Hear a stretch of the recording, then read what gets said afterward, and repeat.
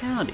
Let's look at ladies in animation. Throughout the years, the world of animation has brought us some incredibly powerful women in both physical and mental power. Whether they're from the past or present, the sheer fortitude of their character can really stick with us, and can remind me anyway just how strong we can be in our own convictions. Just no one or nothing stands in the way of these ladies. So today, let's check out the top 10 most powerful women in animation. We'll be assessing these characters' mental tenacity, their magical power, and physical power. I'm also excluding anime, as anime characters could fit easily at least 60% of this list. And please excuse me if I missed a particularly powerful character you know, since this is a very broad list as is. There were way more well-qualified characters than there was space for, so take this list with a pinch of salt. Anyway, on to the countdown.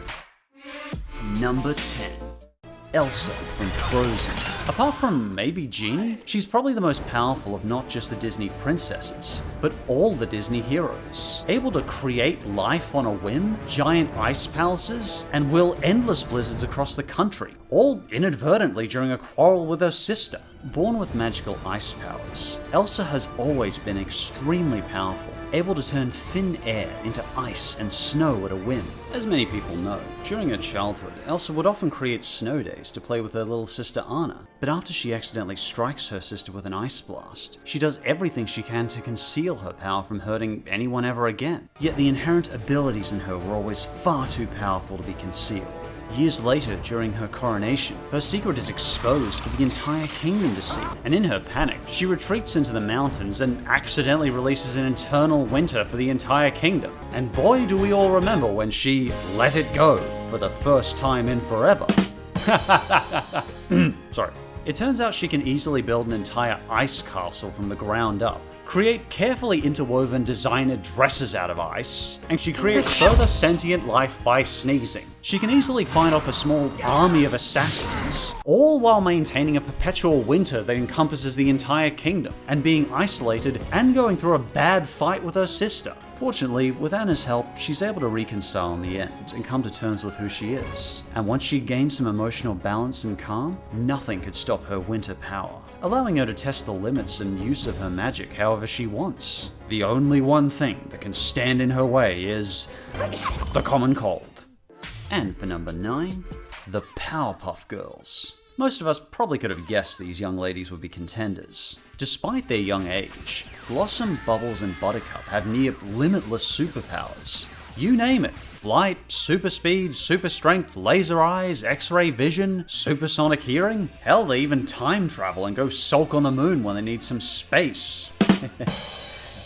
When Utonium decided to try and create sentient Homo sapien girls with the contents of his kitchen pantry, he accidentally mixes in some chemical X, which resulted in the insanely powerful young ladies we have today.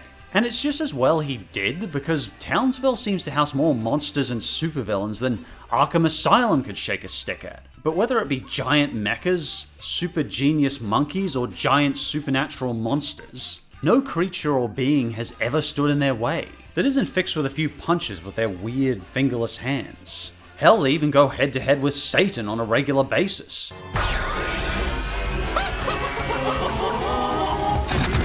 And generally they come out as the winner. They've even had to take on their own family and friends, and still manage to stay morally strong and emotionally calm.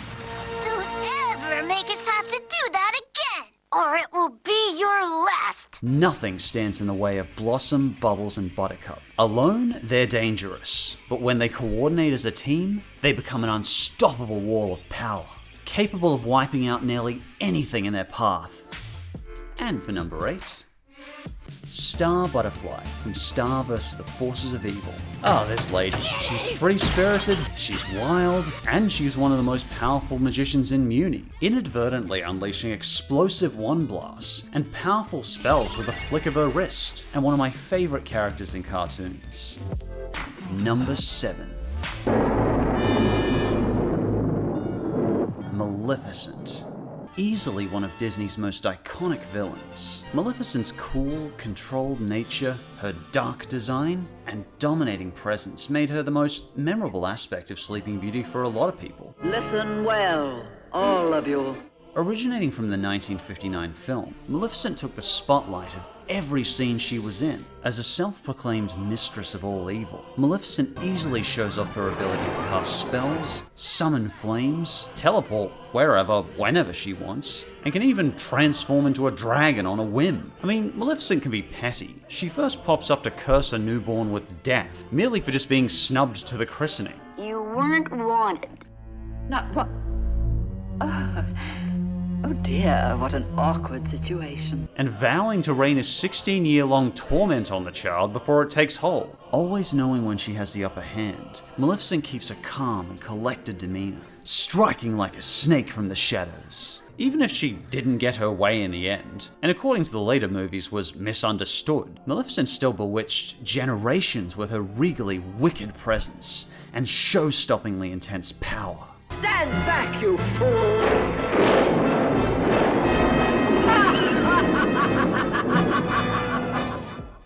And for number 6, Lord Dominator from Wander Over Yonder.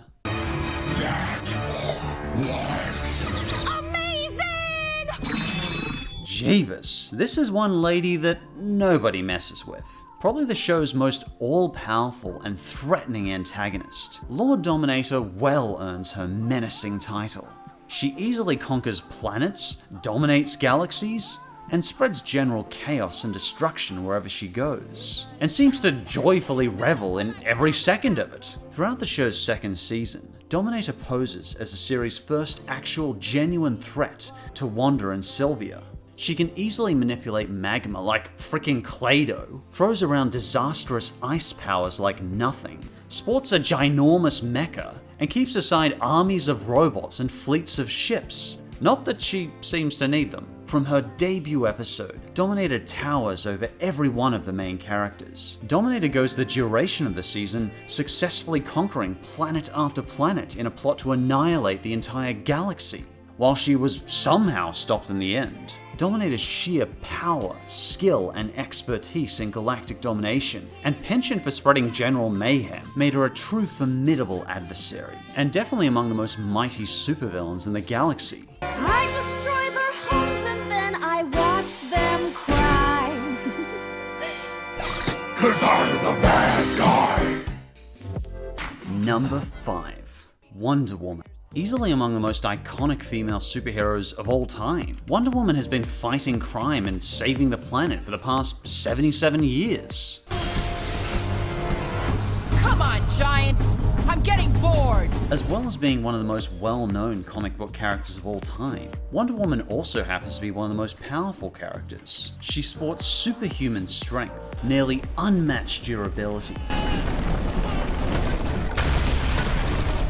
super speed, super reflexes, and tops it off with super enhanced senses. Created in 1941 to help with the war effort, Wonder Woman was designed to help provide a strong, valiant female figure to combat the Axis powers, and to inspire and encourage real-world women that were doing the same. Over the decades, she's been in countless adventures, including a great deal of animated shows. One of my favorites that she's in is the 2001 Justice League cartoon, where we see a much more serious side of Diana, and the in-depth complications of her personal life and upbringing in the Amazons. Ever since her inception, Wonder Woman has stood as one of the most enduring and altruistic members of the Justice League, often standing toe-to-toe with Superman and Batman, who seem to be DC's favorite characters, always standing up for what's right and evolving with the times. Wonder Woman remains one of the most beloved superheroes, and easily one of animation's most powerful women. I would not want to be on her bad side. And the fourth most powerful animated woman is Twilight Sparkle from Friendship is Magic. As easily one of the most magically skilled characters in the series, and Princess Celestia's star pupil, Twilight Sparkle has been showcasing her expert magic skills since the pilot. While Princess Celestia could probably be considered the most powerful character in the show, her power is much more implied than actually showcased on screen. As Twilight's the show's main protagonist, we follow her journey going from a loner magic student into a massively powerful, full-fledged alicorn sorceress. Even before she got her wings, Twilight's always been a skilled spellcaster. Hell, Twilight was accepted into the land's most prestigious magic school when she was barely 12 years old, easily manipulating complex spells like levitation, teleportation, force fields, blasts of magic, transformations, time travel. She even has the ability to manipulate the minds of entire towns. Yet this crazily superpowered unicorn continues to study even more powerful magic well into alicorn status. Of course. I'm sure we can find something. And she shows herself to be emotionally and morally strong as well, learning to better empathize with her friends and always treat them with respect and integrity. And I am ready to make new memories here. Her status as an expert spellcasting scholar and alicorn princess sorceress easily make Twilight Sparkle a contender in her own right. But with the help of her friends, this superpowered alicorn becomes an incorruptible, nearly unstoppable force. Hey, it may be cheesy, but it's true. No one messes with those five when they're together.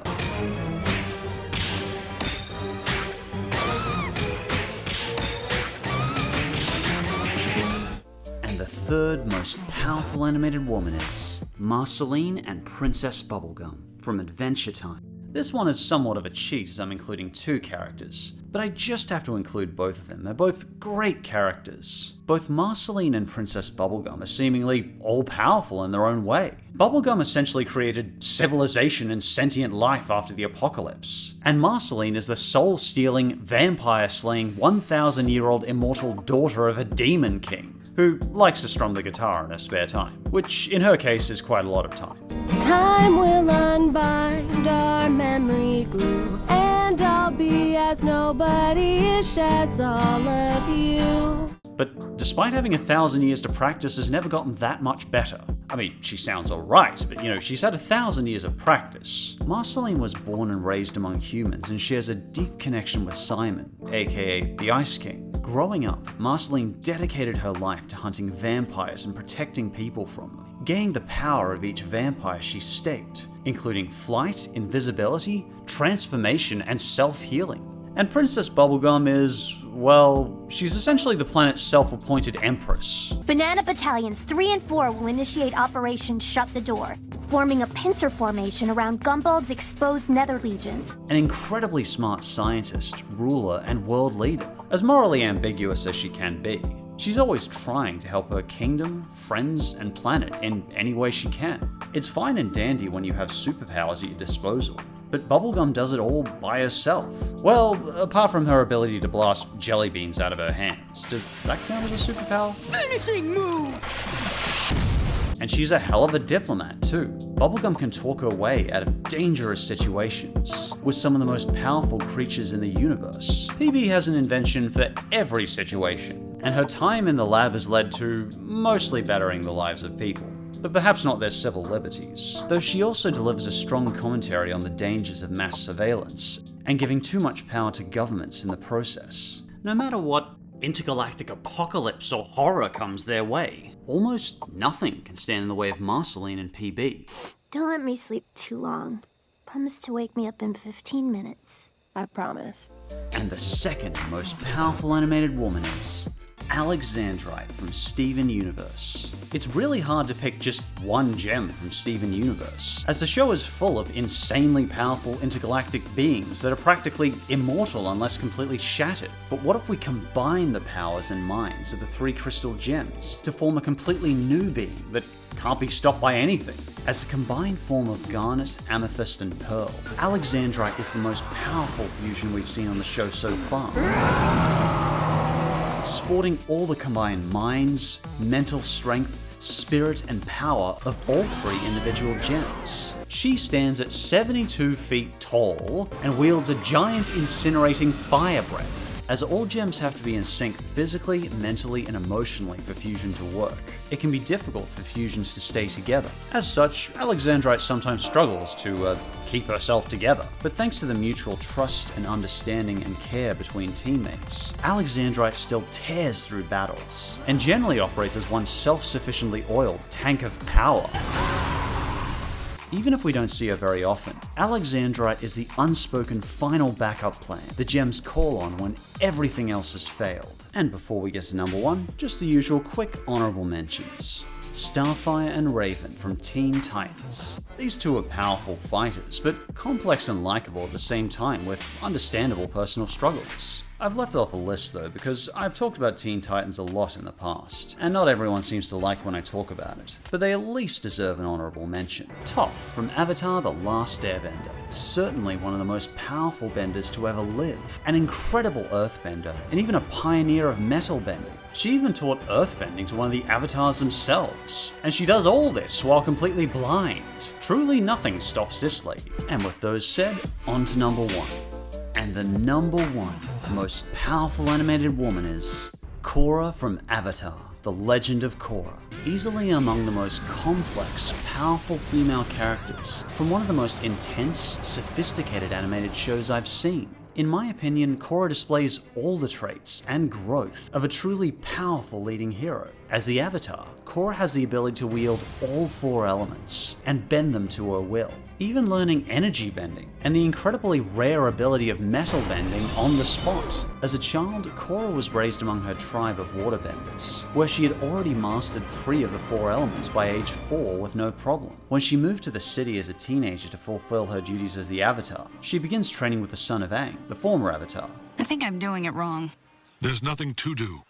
Let your mind and your spirit be free. What I like about Korra is we see her grow from this anger and frustration and her personal demons. One of her greatest fights throughout the series is within herself, to find that calm. She's essentially tasked with the duties of protecting the entire world, being a leader, a diplomat, a warrior, and a general, all at once. Throughout the series, Korra faces many powerful threats, ranging from a xenophobic fascist cult, an anarchist group that literally poisons her, a dictator, and even a malignant spirit of darkness. But we can also see her emotionally grow throughout these episodes. We see her learning to come to terms with loss and limitations. Korra isn't just a powerhouse of physical power, but by season 4, she emanates the calm and personal control of a world leader, of a woman that has seen cities rise and fall, has stood face to face with her mortality, and stood up against powers far greater than her own. Hell, by season 3, assassins even try to poison Korra from the inside.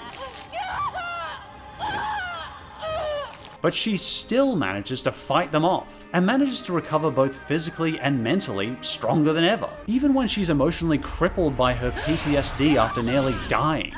Your body thinks it is still in danger, but you're safe here. She manages to face her trauma head on through time and acceptance commitment therapy.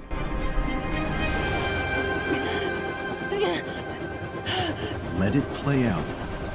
I can't! You can. Accept what happened to you. Don't fear what might have been. I have no control! Don't be afraid. Hold on. Hell, she freaking bends the poison out of the blood in her veins. Damn, I love this character. She is just awesome. Eventually in season 4, Kovira, Avatar's Hitler analog, tries throwing a giant titanium mecha monster the size of a freaking skyscraper at her. Yet she still manages to bring the tyrant down and send the mecha crumbling. They even fire a giant spiritual laser at her face and she fights it off, and saves the dictator in the process. She's morally right, she's emotionally balanced, she grows from her mistakes. Just nothing stands in the way of Korra. Over 4 seasons, we watch Korra become a calm, incorruptible, unstoppable wind of change in the Avatar world. We see her struggle, but she eventually finds her calm within the chaos. Whenever Korra's fallen, she's always gotten back up and kept moving forward. Korra is incredible. I personally consider Korra to be the number 1 most powerful woman in animation. But my powers have limits. You're wrong. That poison should have killed you, but you were able to fight it off. You think your power has limits.